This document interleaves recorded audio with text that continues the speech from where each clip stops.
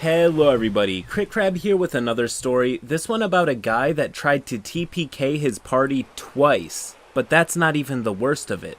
I could go on, but you're just about to see for yourself what this is all about, so without further ado, roll post.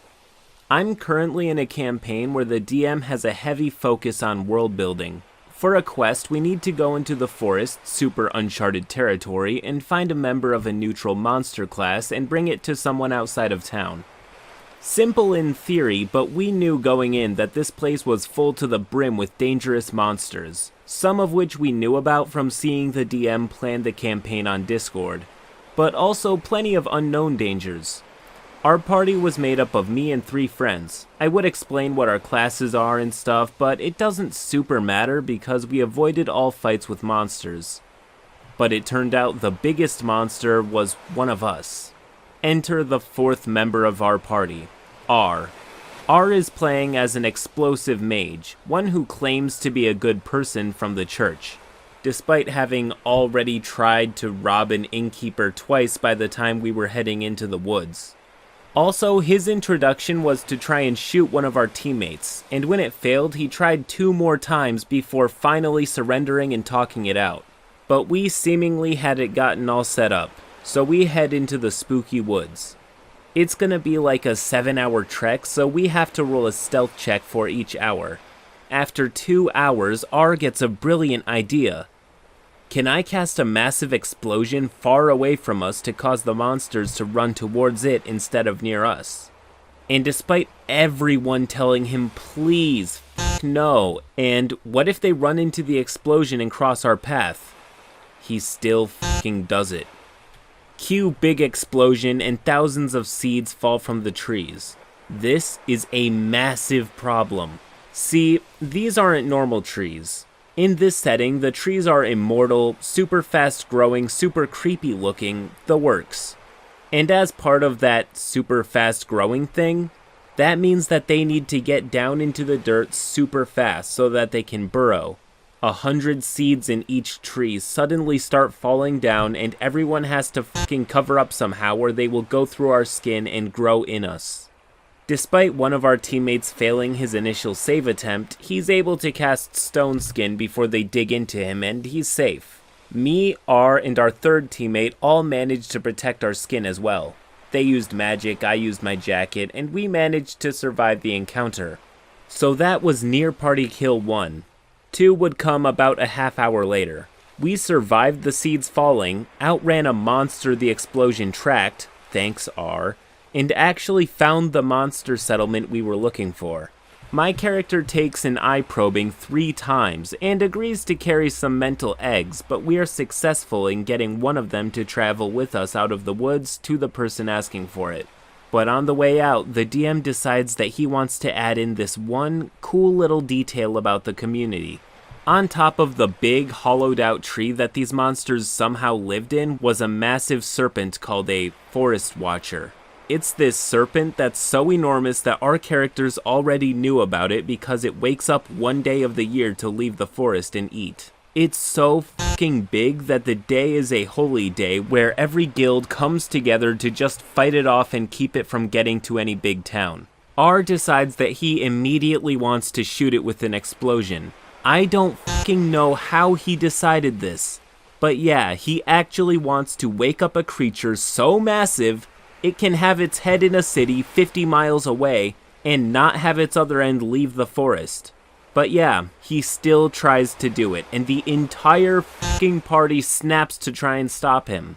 Even just besides not wanting to be killed by it, he could potentially kill any of the monsters inside the tree which we just became friends with. He refuses to listen to any reasoning, being so certain that he can kill it in one shot. He can't. He tried to do a simulation with the DM after the main session, and it went as well as you would expect. So he casts, and thank God the DM let one of our teammates cast a counterspell to neutralize it. And I, a non-magic character, just tackled him to the ground and broke his hand so he couldn't cast. After that, R's character was bound and gagged to prevent any magic, and he was carried out of the forest to not let him try anything else no matter what the situation. One short encounter with a hand snake later, and we somehow managed to escape the forest totally successful. And I'm including we turned R into the local authorities for almost waking up a monster and potentially creating hundreds of more trees. And he blew himself up trying to escape as a success. End post. Luckily, after that, R's character was gone forever, and his player learned better player etiquette and would never ever do that again, ever. Wait. Oh no. I really didn't think I would be writing for this subreddit so soon after last time. Last time, found here, was a story about a player who almost gets the party killed twice, and at the end of the game blows himself up rather than sit in jail for a week of in-game time. This is the session and a half after that. The player, R, made a new character. He swore that he was gonna get better, that he wasn't gonna do anything to hurt the party, and as part of that, he wasn't going to play a magic-using character at all. Instead, he makes an elderly, ex-military guy who just wants to find a nice way to die. Just a sword fighter that lights his sword on fire sometimes. That's all. Nobody actually believed that he would be any better or smarter about playing. Out of character, he still doesn't understand why people didn't have fun with his last character, who almost killed the party twice in 1 hour. But he's a decent enough person, and his failures were mildly amusing, so no one was pushing for him not to play with us or anything. We go for the session, and everything is fine. We end up stuck in an inn being chased by an unknown monster that erases people from existence. And R acts as a diversion to protect some people with no problem. We go into a dangerous city, get a tour of the dungeon while low-key searching for a friend, another player character, who's in danger. See a guy in a metal helmet who is the most secret criminal, and the session ends on a cliffhanger where we realize that the person we were trying to rescue wasn't in this city at all. So very good job, R. The character was still goofy and a bit obnoxious, trying repeatedly to dance for money and blatantly trying to pickpocket someone in the inn.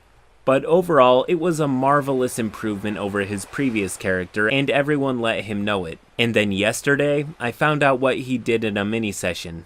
The way our DM does things is that we have the main session that everyone earns 25 XP for participating in, but you can also get 5 XP for doing a mini-session at least once a week, with the idea that mini-sessions will be done just to kind of let us see more of the world, get our bearings for the next session, flesh out our characters, etc.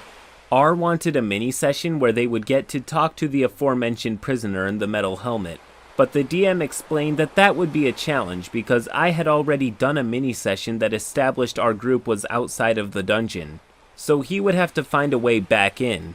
When I first heard that, I assumed that he would do that easy because the receptionist was super nice and literally just offered us a tour. That's how we got in. Instead, R just immediately lies and tells her that he is currently a high-ranking agent of the military being sent to investigate the Prayer, who owns the building with the dungeon and are the strongest faction in the one country world we're playing in, on orders of one of the princes of the kingdom. That prince being another player character who does have a decently high-ranked position in the Prayer, but in another city. I have no fucking clue why he would lie. He rolls his deception high enough that she's willing to believe him somehow, but does require paperwork for him to go in. Apparently there were other people in the Discord call not playing in the session telling him, "Hey idiot, what the fuck are you doing? Probably stop." But they didn't even know how far he was going to go with this shit. So he crafts some fake legal paper, and when the DM asks him how he knows what prayer paperwork looks like, he said that he bases it off of military paperwork. The DM really doesn't look to just get player characters killed, so he tells him he can try showing it to a guard outside to check if it's good first. Obviously, the guard knows right away that it's fake, but R rolls deception to lie about not knowing it was fake. Instead of just saying, "I got it from someone," R proceeds to point at a random NPC and tell the guard that he bought it from them. And he rolls a crit, so the guard fully believes him and immediately arrests the innocent person. R is playing a lawful good character as a reminder, so R goes back in and he's not stupid enough to try and show her the paper. But instead, he is infinitely stupider and starts trying to convince her of some shit that I still don't even think I follow. So R tries to convince the receptionist that he had dementia, and at first that sounds reasonable. He's playing a character that is very old for this setting. But that was too easy for R, you see. What he was trying to convince her of was that he was pretending to have dementia, and that he was actually just such a deep cover agent that he needed everyone except her to believe that he has dementia and that she needs to be his inside girl that will be helping him. He actually passes this as well, but with 4 disadvantages to his 1 success. So he does convince her that he's got dementia, but not enough to dissuade her from realizing that he's just trying to use her to get to the prisoner in the metal helmet. That's the end of the session, but this is already going to be a fucking headache and a half for the rest of the party.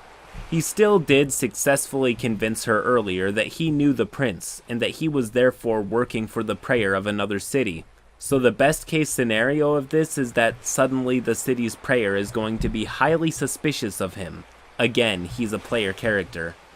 And that's gonna be awful when we're already trying to lay low and find our friend. So R, in the span of like a 20-minute session, got the prayer of the town turned against another player character when we need to be around the prayer to help save another player character who's in mortal danger.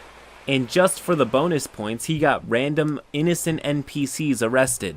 End post. It just seems to me like this guy has little to no idea how D&D is supposed to work, and that it's just that he plays it like he's the only character that matters and relegates the other players into a sort of NPC companion sort of role.